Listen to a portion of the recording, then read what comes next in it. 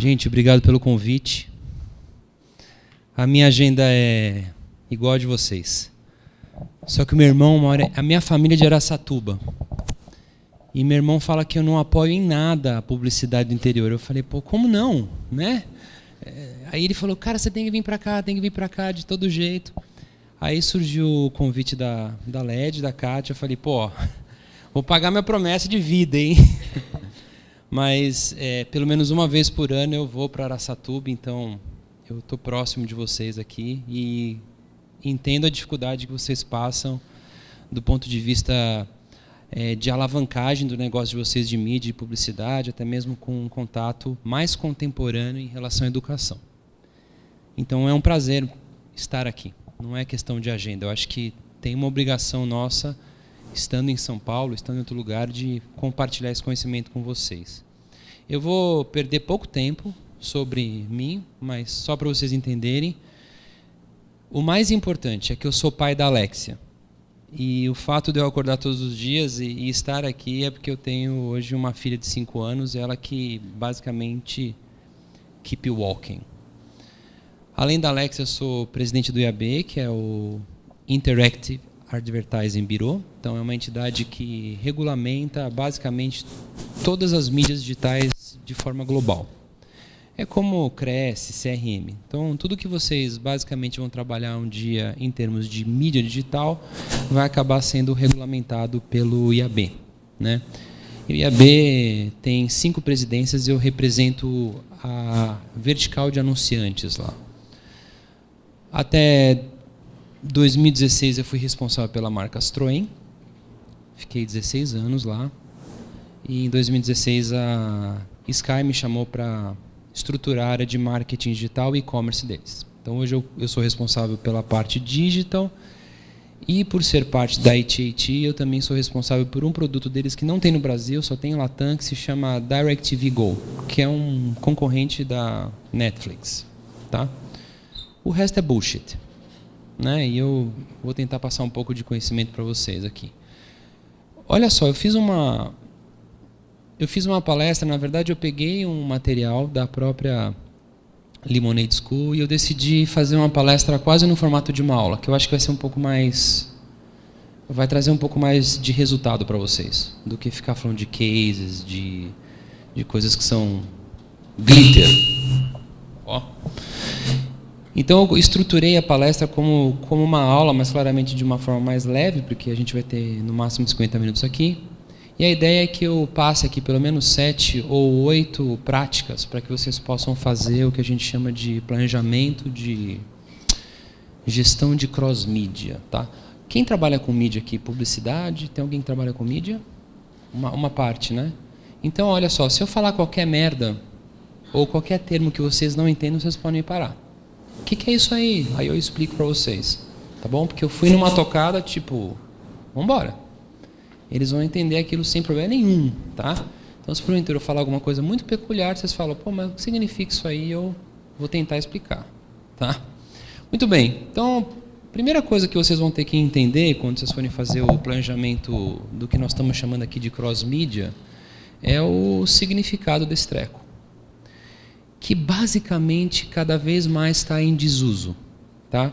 Porque o que acontece? Você tinha dois grandes conceitos no mercado: cross-mídia e transmídia.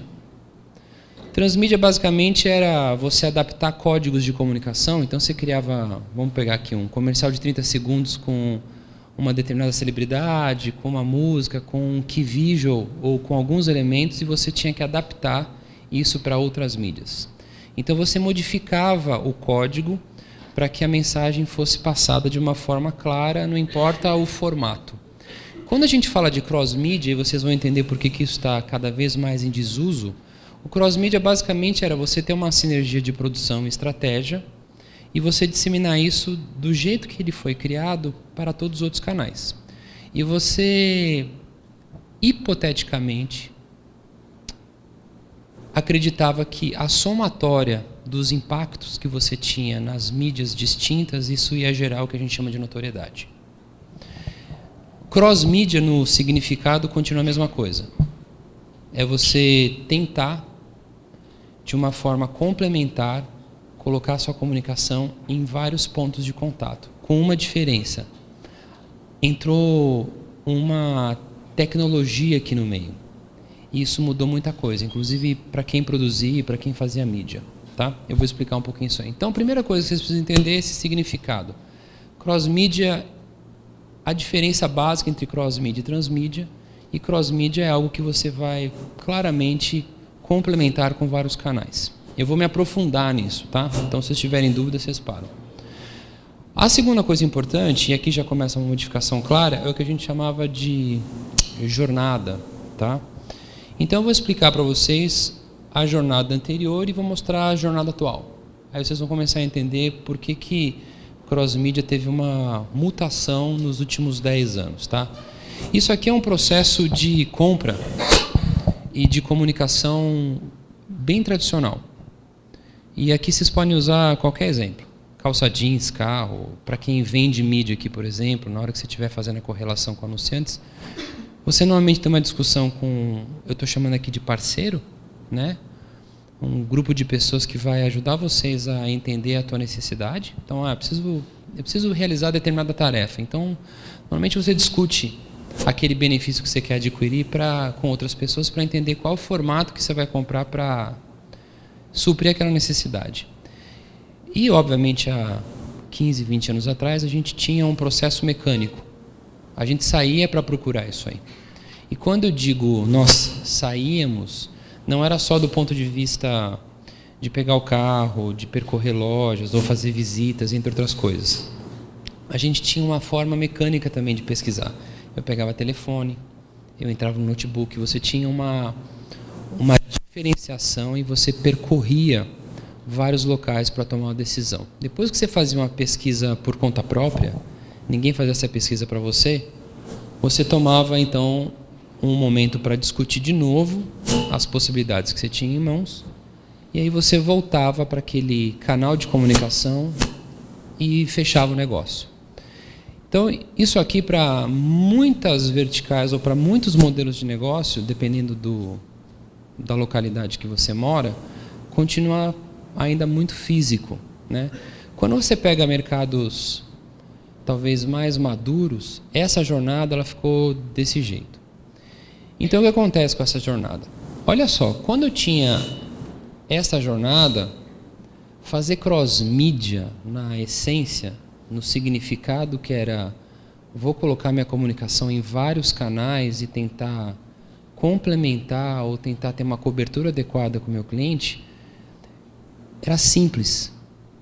Eu tinha poucos pontos de contato. Entre nós aqui, quem se formava em publicidade ou quem fazia um estágio numa agência, o cara poderia trocar de emprego, poderia conviver num ciclo de entendimento durante décadas e nada ia mudar. Sabe por quê? Porque basicamente 3 ou 4 caras mandavam no ecossistema de comunicação. A Globo, a Band, o SBT, a Record, e aqui deve ter uns jornais, alguma coisa do gênero. E assim, um cara de mídia, um cara de comunicação, ele almoçava 2 vezes por semana com algum desses interlocutores e, galera, ok, the life is fucking good. E o custo disso era barato. Basicamente, eu pegava e falava assim, ó, espalha aí, replica. Agora, quando você cai num treco assim, eu vou usar uma palavra educada, né? Tipo, fudeu. Porque além de você não ter profissional capacitado para entender, não de televisão, mas a exemplo de mídia programática, a forma que o consumidor fazia a jornada, que naquela hipótese ele ia passar pelo relógio, escutar no rádio, a televisão, muda completamente. Então, basicamente, grande parte daquilo que a gente chama de cross-channel, ele acabou indo para um mundo digital. Você não sai de casa, você não tem mais aquela mecânica de exploração, e basicamente todo o processo de compra, ele se reinicia a todo momento. Quando eu fazia uma pesquisa, vocês podem parar para pensar nisso, era um puta saco. Imagina, você vai falar, vou comprar um treco, aí você visitava 3, 4 lojas, ou vou decidir onde vou fazer investimento, ou vou comprar um apartamento. Meu, não vai rolar voltar lá. Quando você vai para o digital, eu tenho uma possibilidade que ela é sem fronteiras. E eu posso ir e voltar, inclusive quando eu estou dentro da loja, ou quando eu estou para fechar o negócio, eu volto para o começo da compra. Porque alguma coisa pode disparar um trigger ali, um disparador que fala assim, putz, mas você pode comprar isso que é melhor. Então, vocês já devem ter se colocado nessa situação. Vocês vão numa loja comprar, sei lá, uma impressora, que foi um caso meu, é recente. Cara, eu fui para comprar uma Epson, mas na hora, por que eu peguei a porra do celular? Eu entrei lá para saber se a avaliação da Epson era boa. Era, mas tinha uma melhor.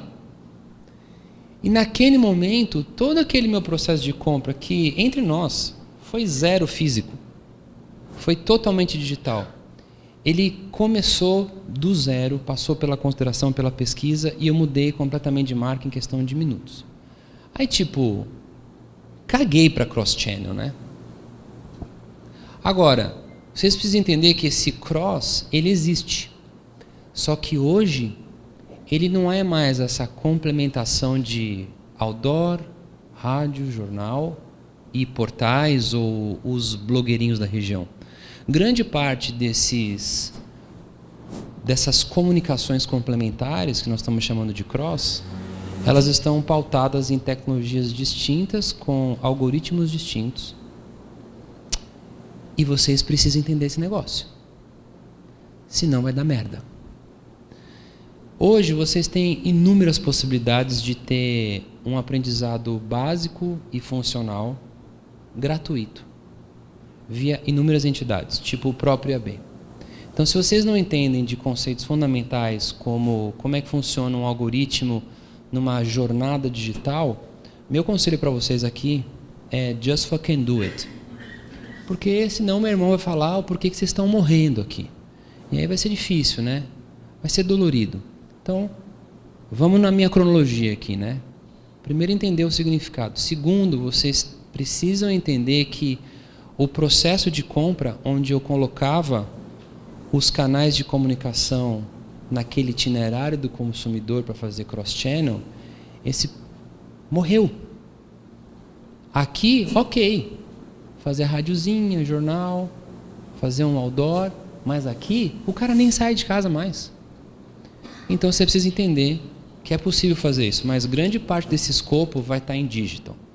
Talvez hoje para vocês não seja tão latente, mas esse treco é como um tsunami. Quando ele vem, ele não dura uma década para ser implementado. Tipo, ele vem e veio. E it's over. Aí vocês vão ficar putos porque vai ter 2 ou 3 pessoas que entendem um pouquinho disso. E vão subir num palco desse aqui, que nem eu estou fazendo, vão dar uma de empreendedor de palco, vai ficar o máximo, o cara vai ficar exponencial, né? Vai ganhar dinheiro, você vai ficar puto. Aquele bosta. É um borra-botas, mas brother, o Alex avisou, né? Avisou. Depois vocês vão ficar reclamando que está cheio de empreendedor de palco, cagando regra, mas vocês não entendem o básico, o fundamental. Então, por favor, go fucking hard. Entenda essa porra. É fácil, é grátis. Vai no YouTube. Beleza.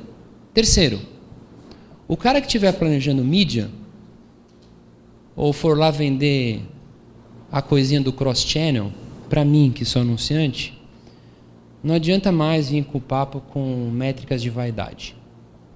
Métricas de vaidade é assim, olha, aqui passam milhões de pessoas. O cara que vai no shopping também vem aqui, aquela coisa toda. Isso aí para mim é vendedor de Bíblia. Beleza? Barça. Para que você tenha realmente um planejamento e uma venda consistente de comunicação, vocês vão ter que entender 2 regras fundamentais de toda a gestão digital que envolve marketing e agências hoje, que é claramente touch points e pain points. Ok? Vou me aprofundar nesse treco. Olha só, o que são touch points? É o que você chamava antigamente de canal, né? Vamos fazer cross-channel. Olha, eu vou colocar a tua comunicação em 3 mídias. Vamos pegar a Band? Só para ferrar, né? Porque patrocinaram. Pagaram, vem aqui para levar porrada. Aí a Band vai lá, olha aqui, vamos fazer um pacotão. Olha que palavra brega, né? Vamos fazer um pacotão. Puta que pariu. Vamos colocar jornal no rádio e na TV. Beleza. São 3 pontos, né? Eu não vou ficar fazendo pergunta besta, mas eu vou avisá-los. Quando você vai para a web para procurar de esmalte de unha a apartamento, qualquer pessoa, estúpida que seja, vai ter 258 pontos de contato. Então assim, eu quero comprar um relógio, eu quero comprar uma calça jeans, um carro. No todo, quando a gente for somar tudo, todo o processo, no momento que o cara entrou no celular, depois ele foi no desktop, até eventualmente ele teve um contato offline, somando todos os pontos de contato, e em 90% dos casos o ponto está dentro de digital, ele teve 258 touchpoints. Esse dado ele é exato de 2018, publicado pelo Google, para quem trabalha com modelo de atribuição. Ou seja, eu entendo, se você está vendendo 3 pontos como cross-channel, onde estão os outros 255? Não está na mão de vocês. Mas está na mão de alguém. Grande parte desses 255 pontos está dentro daquele ecossistema digital. Eu vou usar palavras técnicas, mas depois eu tento disseminá-las. Existe possibilidade de você conseguir cobrir os 255 pontos. Se você utilizar, por exemplo, dentro de uma agência, uma DSP, você consegue fazer isso. Ou seja, você vai conseguir, através de uma plataforma de compra de bidagem, para o que a gente chama agência, pelo menos abranger ali uma parte da audiência em vários formatos digitais. E isso, quando você vai para outras empresas grandes no mercado, eu acredito que a Band deva ser dessa forma, que seja, tá? Assim como a Globo, etc., grande parte desses veículos hoje possuem DSP. Então eles fazem claramente uma venda de algo que eu vou dizer para vocês como é que nós vamos chamar. Mas não é um pacotão. É algo que garanta eu conseguir, na complementação de touchpoints, falar com toda a minha audiência. Outra coisa importante que qualquer agência precisa ter, e aí isso também é uma prática dentro de clientes, é fazer um mapping. Tá? Quando a gente pega novas profissões, vamos pegar o caso de CX, que é uma profissão muito latente e que tem sido muito discutido no mercado. Grande parte hoje das estratégias de marketing e principalmente do que nós vamos definir como pontos de contato ou como os canais que eu vou comunicar para ter o tal do cross-channel, ele parte da criação de um mapping. Se vocês não fizerem esse journey map, e aí vocês vão encontrar vários frameworks. É impossível ensinar para vocês a fazerem um mapping numa palestra de 50 minutos. Mas é extremamente imperativo vocês começarem a fazer um mapeamento de jornada. Já que vocês já tiveram palestras sobre marcas são pessoas, né? Vou usar um nome bonito para vocês aqui. Escolham suas personas e criem a jornada para cada uma daquelas personas. Quando você conseguir fazer um bom Customer Journey, vocês vão encontrar lá o que nós chamamos de touch points, que é para cada momento do consumidor, ele vai ter uma quantidade de devices, de canais de comunicação. Quando você consegue encontrar esses touch points, aí você vai focar no que a gente chama de pain point, que é a dor. E é ali que você vai ofertar o seu pacotão de mídia, entendendo qual é o tipo de comunicação e em que momento ele vai receber. Beleza. Quarta coisa, é o que nós chamamos de novos canais. Então, olha só. Nós temos 4 gerações de consumidores no Brasil. Tem Baby Boomers, que é minha mãe, 72 anos. Tem eu, 45 quase, 44, 45. É o que a gente chamava de geração X. Tem meu irmão, que é o Y/milênio, porque o milênio é meio esquizofrênico, né? É uma geração que... Daqui tem uma faixa bem... O milênio nasceu no meio, assim, ó. Eu nasci off mesmo. Estou tranquilo, sou bem resolvido. Nasci offline. Quem me educou foi a Xuxa, o Sérgio Malandro e a Mara Maravilha.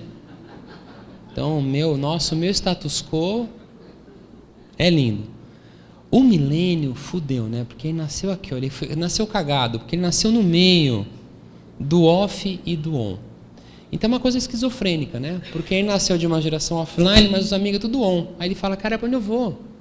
Meu pai falou para fazer isso aqui, mas olha os caras falando ali, meu Deus. Então merece tratamento. Essas 3 gerações, elas consumiram e elas tiveram toda... Vai vendo tempo aí que eu vou passar essa porra, ferrou. Toda essa geração foi pautada nessas 4 grandes alavancas aqui. Elas existem ainda. Nenhuma delas é o que a gente chama de digital native. Uma geração realmente 100% digital. O milênio gosta de falar isso. Não, porque eu sou digital. Não. Não é não.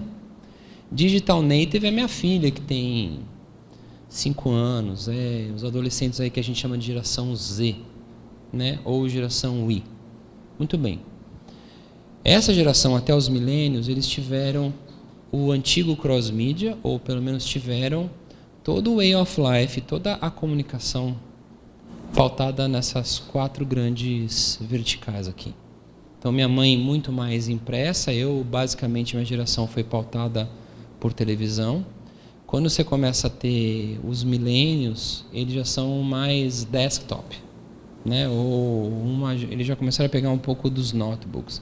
De qualquer forma, quando você fazia a comunicação, até para a era mais da revolução digital, que a gente chamou, há uns 10 anos atrás, você fazia um filme X e replicava isso para desktop, né? Você ligava lá no portal da UOL, do G1, da Globo e falava, ó, esse é o filme. Era o mesmo filme, etc. O cara aplicava ali, o formato dele no portal era idêntico, tá?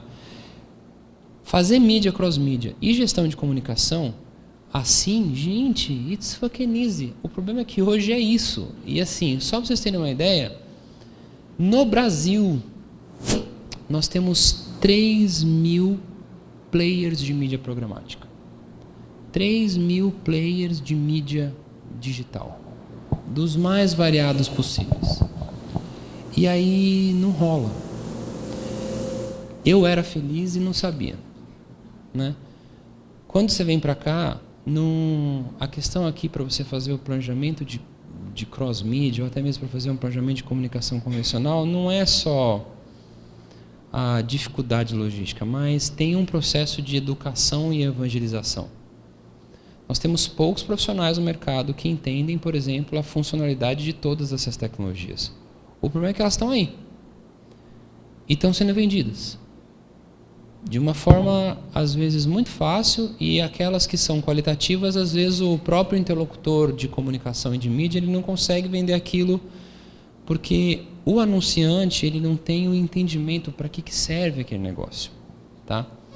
Então, entendam, fazer cross-mídia não é mais fácil. É bem mais complicado.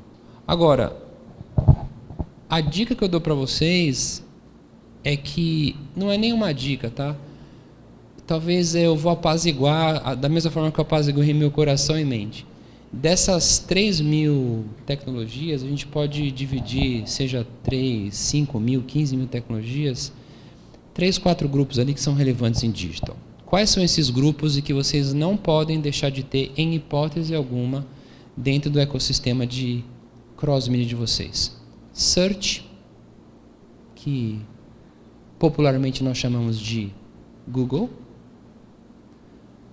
Toda a parte de Ads Manager, ou popularmente chamada de plataforma de mídia social. E aí a gente tem pelo menos uns 3 grandes players no mercado, né? Quando você pega o Facebook, basicamente você pega todos, né? Instagram, WhatsApp, Facebook e Messenger. E tem o Ad Networks dele lá. Você tem a terceira, que é toda a parte de mídia programática. E aí dentro de mídia programática você tem claramente tipos como afiliados e trades. E o quarto é a parte do que a gente chama de retarget, que você pode fazer isso via CRM ou através de uma tecnologia dentro de plugins de do que a gente chama de plataformas abertas de leilão aberto, real-time bidding, né? Então, desses 5.000, esses 4 não pode faltar em hipótese alguma dentro do seu planejamento de cross-mídia. Então, se você está fazendo uma incursão offline, por exemplo, eu vou fazer um planejamento, ou pelo menos vou tentar fazer uma jornada completa, onde eu vou ter televisão, rádio, no meio dessa jornada, esses 4 grandes, ou pelo menos esses 4 formatos precisam estar presentes num planejamento, vamos chamar assim, full service. Tá bom?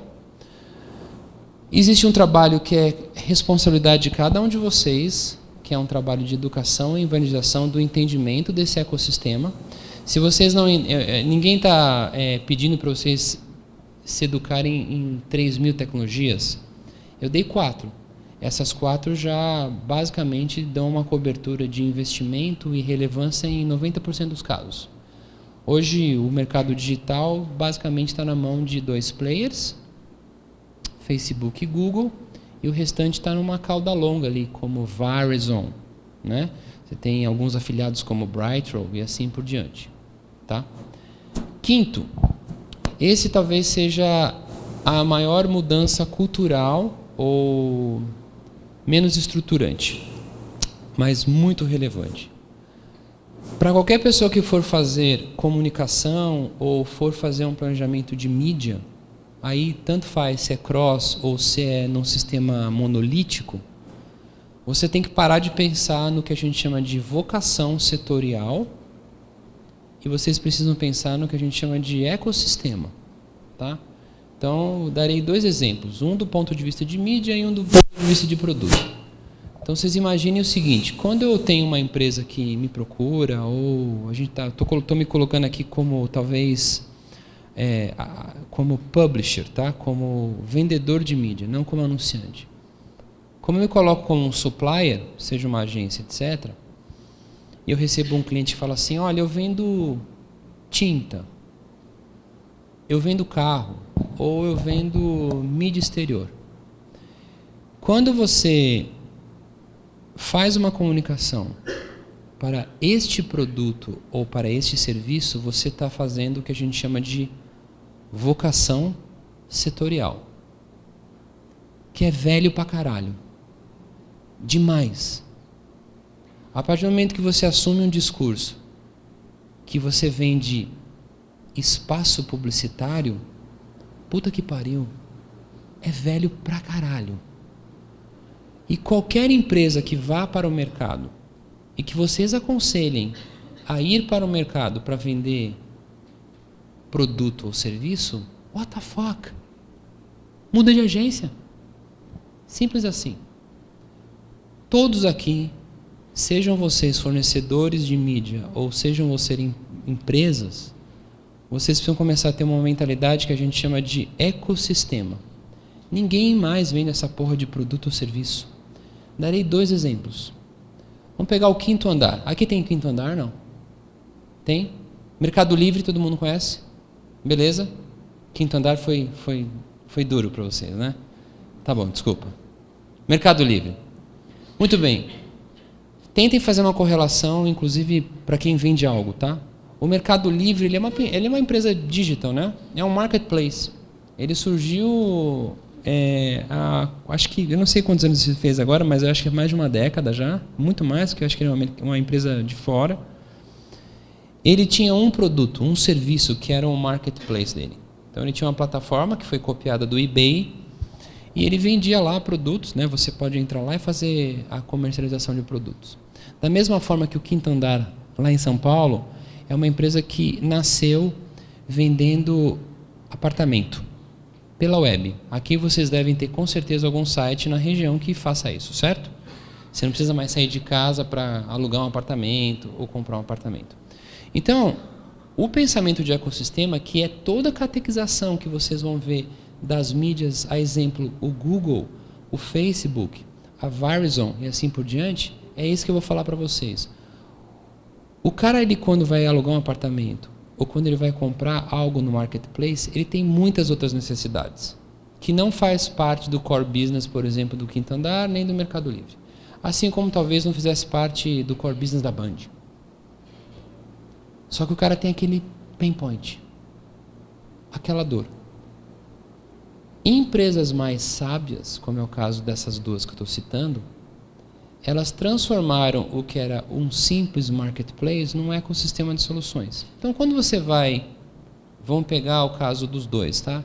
No Mercado Livre e você quer vender alguma coisa, você tem muitas outras necessidades como empreendedor, né? Você precisa ter um sistema de pagamento, você precisa ter um sistema de logística de entrega da tua mercadoria, você precisa ter um conhecimento de business plan, tipo, cara, como é que eu crio o meu preço aqui? Como é que eu vou configurar o preço, aquelas coisas todas? Isso é uma dor do cara. Tipo, o que o Mercado Livre tem a ver com isso, cara? Se você não sabe precificar, não sabe fazer comunicação, você não tem um site, se você não sabe entregar, what the fuck? O problema é teu. Só que não, né? O que o cara fez? Entregou a solução toda. Quanto representa essa solução hoje para o Mercado Livre? Pouco. 30%. E fecha a conta no zero. Os 70% é um marketplace. Só que aqui tem uma sacada muito foda. Se ele fosse tentar, dentro de um processo de mídia, alavancar notoriedade e imagem, ele gastaria muito dinheiro para fazer a manutenção do marketplace. Só que o cara criou algo que a gente chama no mercado, que é o Wallet Garden. Ele pegou e ele fechou o jardim. O cara chega lá e ele encontra todas as soluções. Ele não oferta mais para o mercado um marketplace. Ele oferta um ecossistema inteiro. Quando eu pego o caso do quinto andar, quais são todos os entraves que você tem quando vai alugar um apartamento, comprar um apartamento? Putz, burocracia de contrato, você tem que fazer a reforma, decoração, manutenção, puta que pariu, seguro, meu Deus, né? Casar, whatever. Quinto andar não faz isso ainda, mas daqui a pouco tem, tá? Um esquema meio Tinder. Então o que acontece? Quando você entra no quinto andar hoje, você não só aluga como compra, mas você tem tudo.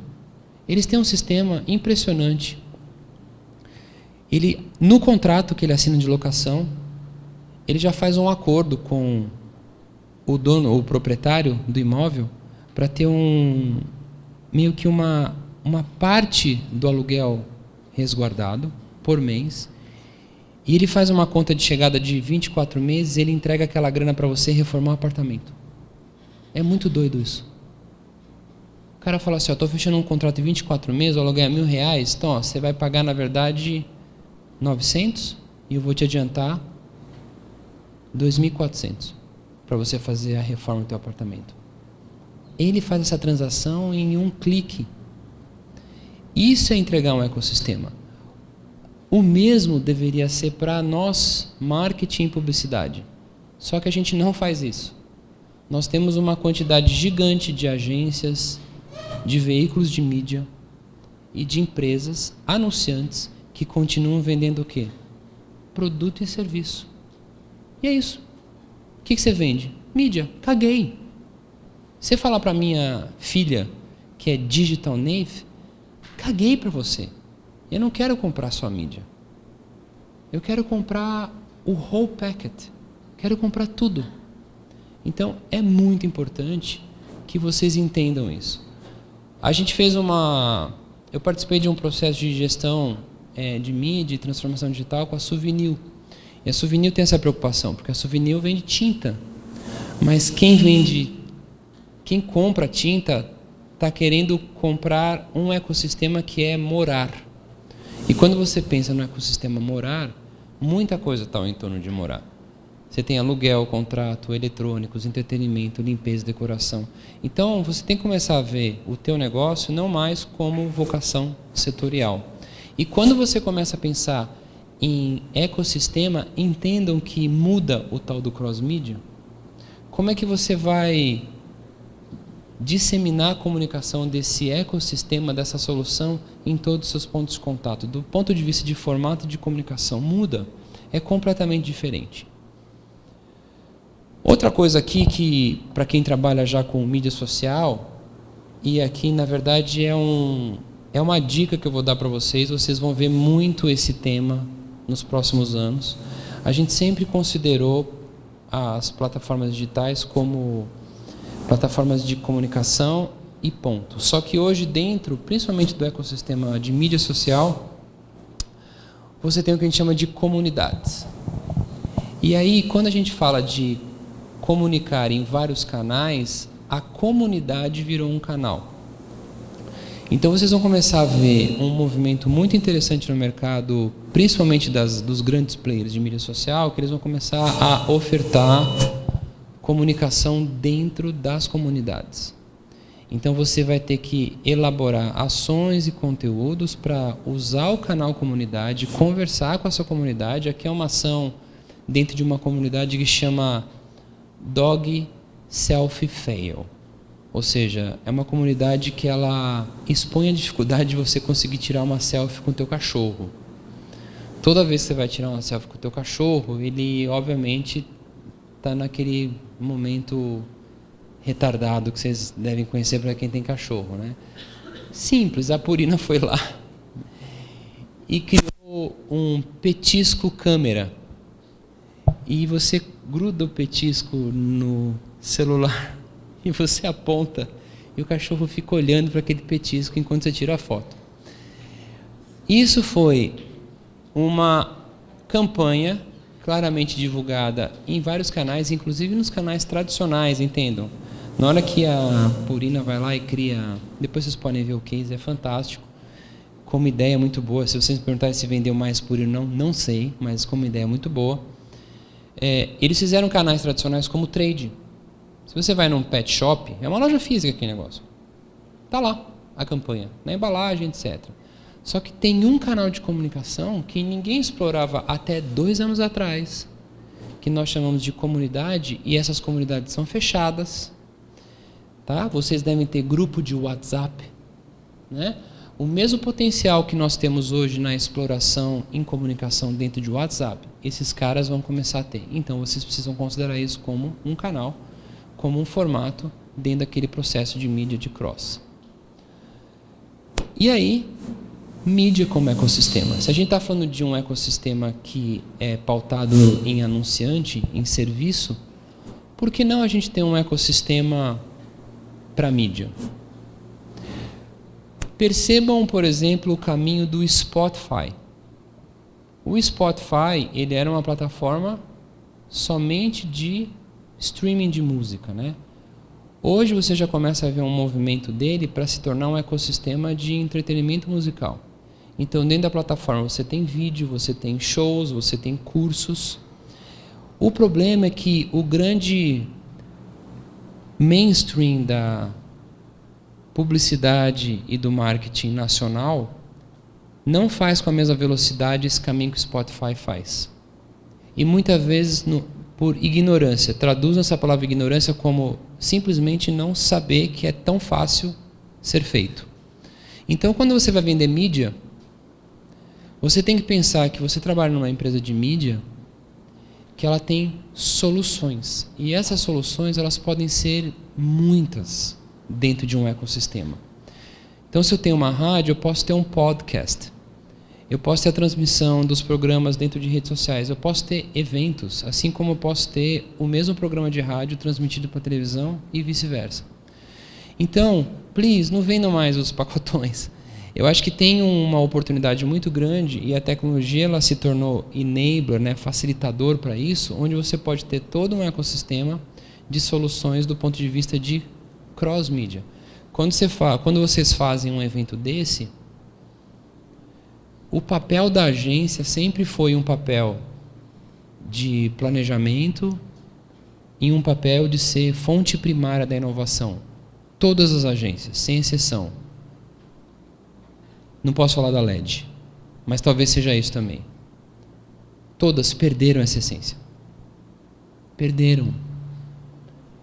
E agora, por coincidência do destino, todas as agências estão passando por um processo de transformação duro, que é, como é que eu vou sobreviver nesse mercado? Porque, entendam, o offline pagava a conta de todo mundo. O problema é que o digital não paga. O mecânico faz Google Ads. E ele paga por CPC, custo por clique. Ninguém fica recebendo o BVzinho da Google. O cara clicou 1000 vezes aqui. Não rola. E também o custo seria ridículo, né? Mas a gente tem um CPC de 0,30 centavos.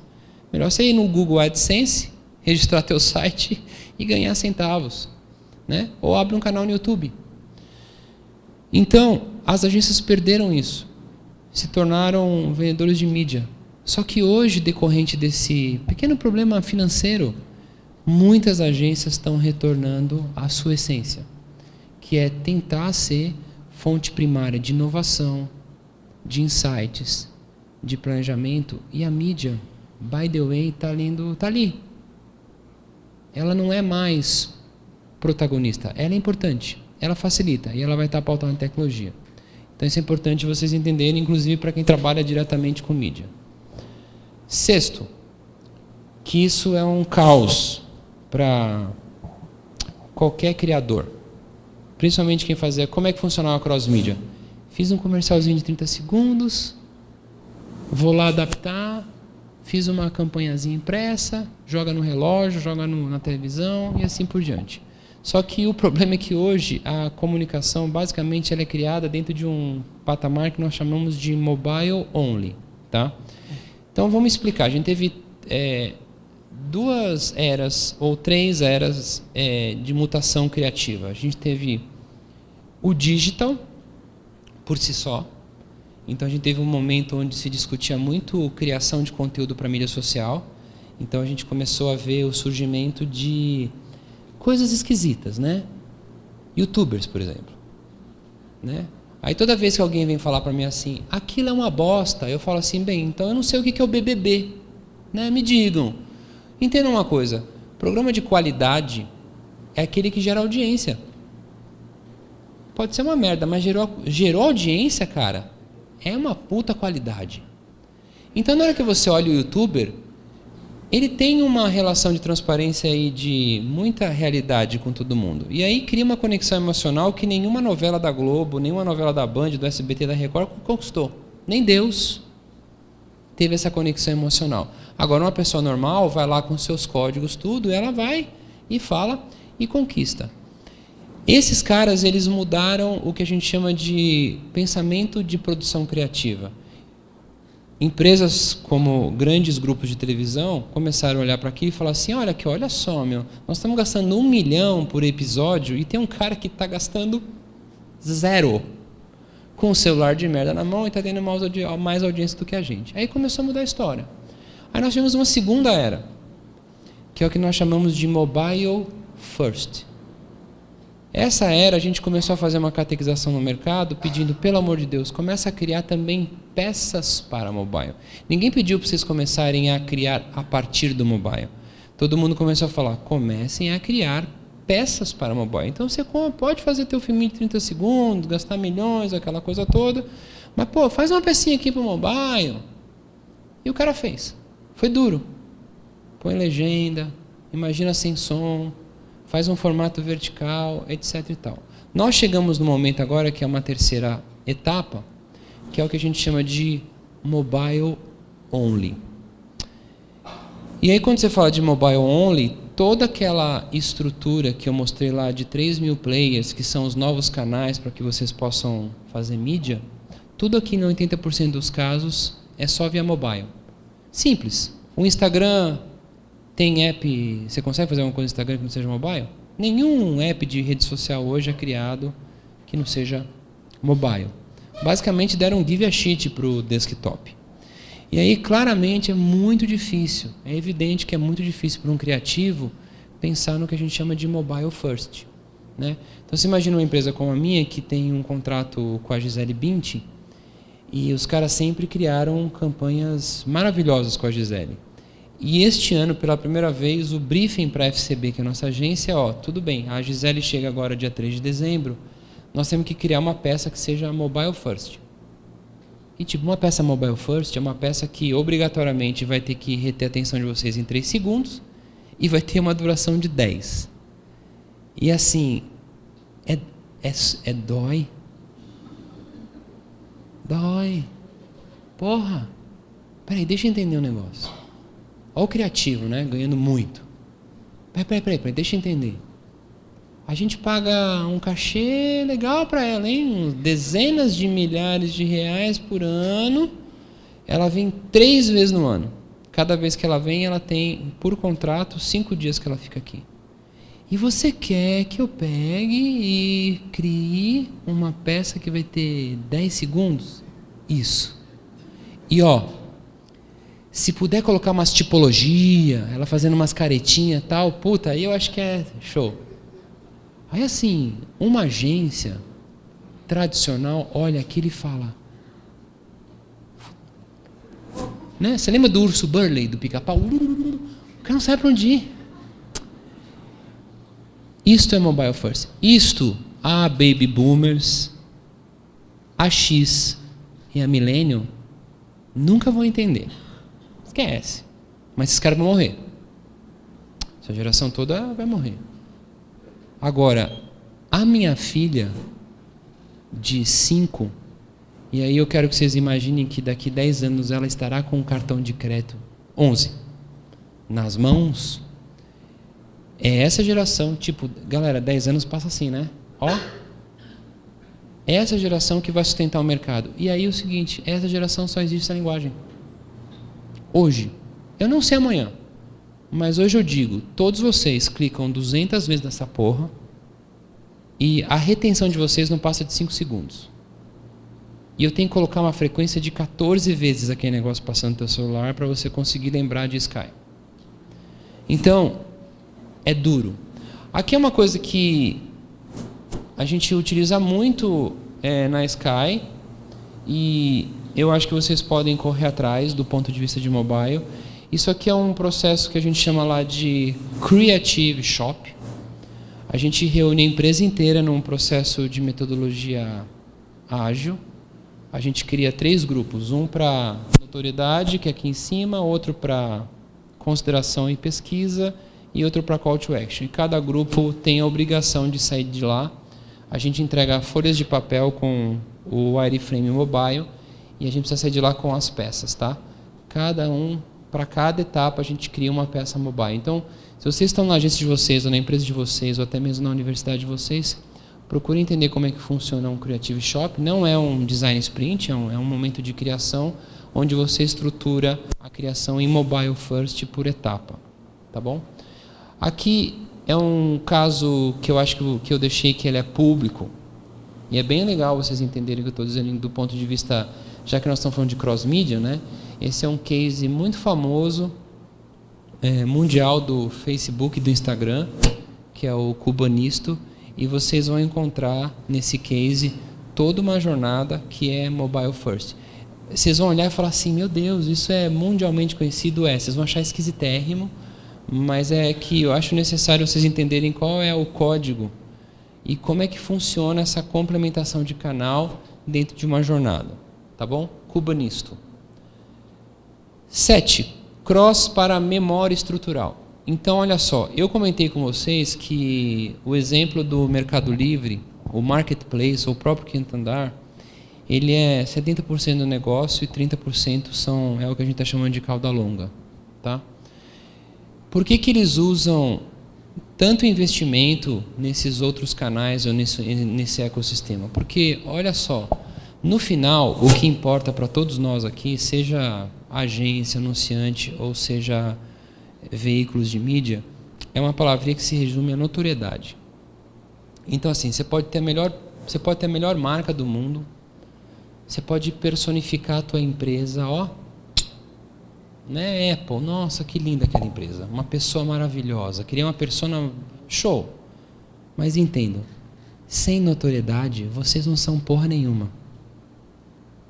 Porra nenhuma.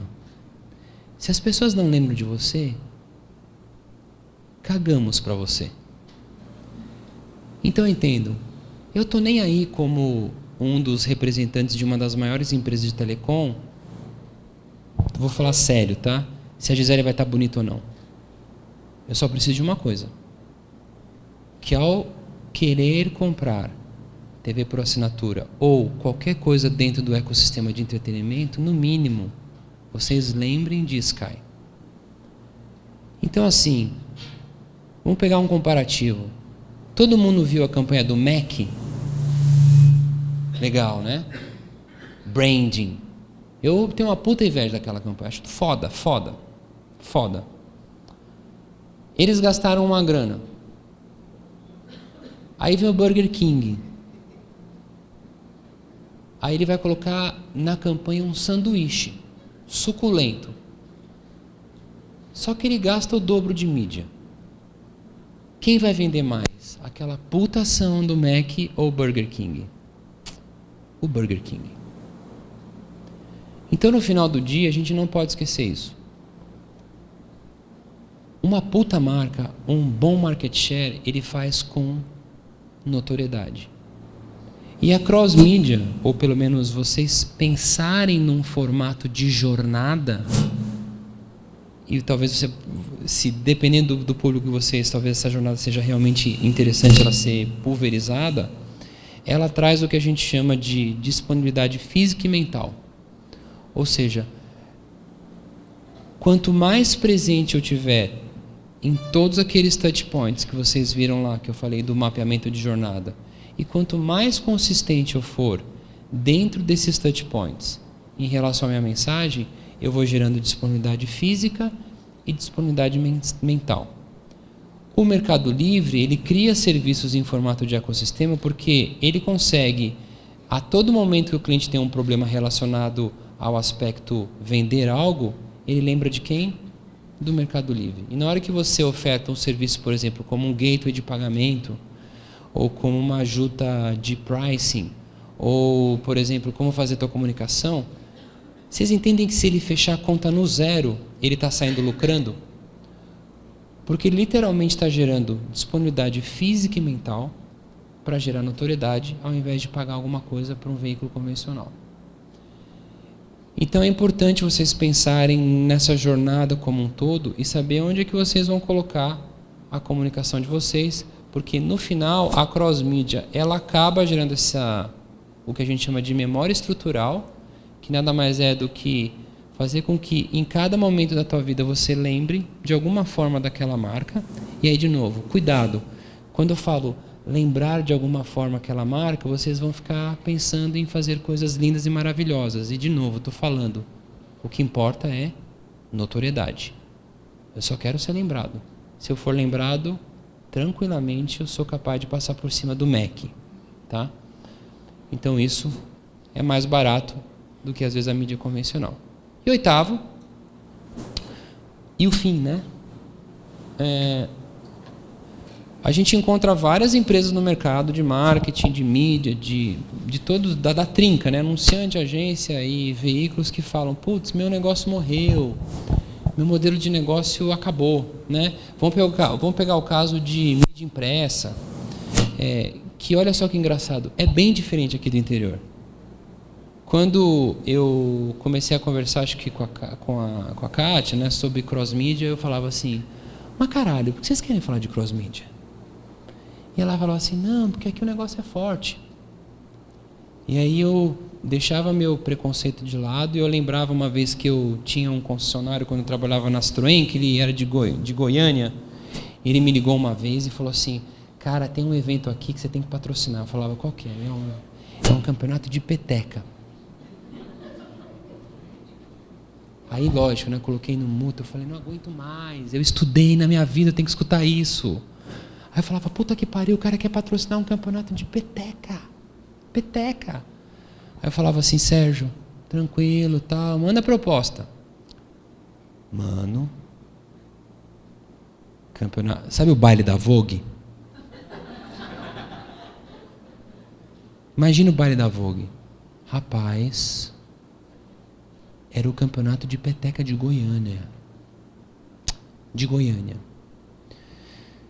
Então eu entendo que a gente vive o estado de São Paulo, parece um continente, né? Você sai de São Paulo, vai para Campinas, é uma coisa completamente diferente. Uma vez eu fui dar um curso em Campinas e eu não entendia, cara, como é que a gente não conseguiu lotar essa sala? Tem tanto assunto legal, né? Tinha uns caras importantes lá. Aí depois, no final, um estudante chegou e falou assim, não, sabe o que? Aqui em Campinas você tem que percorrer as universidades, distribuir folheto, essas coisas todas. Isso em São Paulo não acontece mais, né? Então, o que eu acho? Muitas pessoas dizem que o meu modelo de negócio morreu, não é mais assim, aquela coisa toda. Só que não, né? Na verdade, assim, nada mudou. Quando a gente pensa em informação, ela continua lá. Quando a gente pensa em entretenimento, ele continua lá. A única diferença é que a embalagem mudou. Veja o caso de podcast. Quer uma coisa mais louca do que isso? O podcast nada mais é do que rádio. Não é muito louco isso aí? Agora me fala, quem é o maior produtor de conteúdo para uma tecnologia como essa? A própria rádio. A própria rádio. E o mais engraçado de todo o nosso mercado é o seguinte: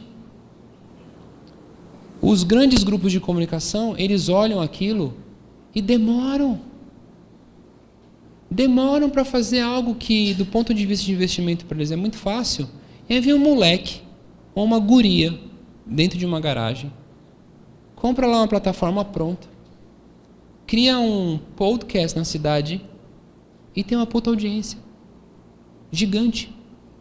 E aí a gente tem a prepotência de ficar olhando aquilo e falar, caramba, não, isso não vai pegar. Eu não sei. Eu só acho que muitos precisam acordar. A gente sabe que tem um player no mercado que acordou recentemente, né? Vamos ver o que vai ser. Gente, deu 50 minutos? Diga, deu?